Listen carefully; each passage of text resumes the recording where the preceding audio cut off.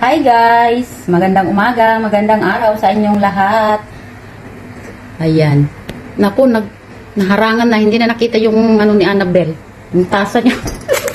Dapat nasa harap yung maliit.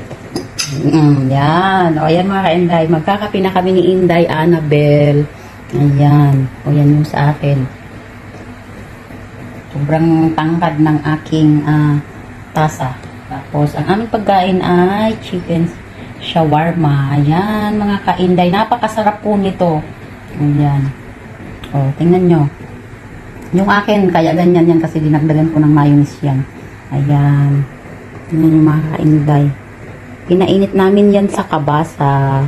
Ayan, samahan nyo kaming magkape.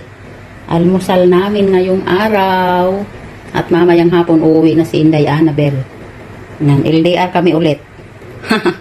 Ayan, yan lang po ang almusal for today. Chicken shawarma. Salamat. Bye-bye.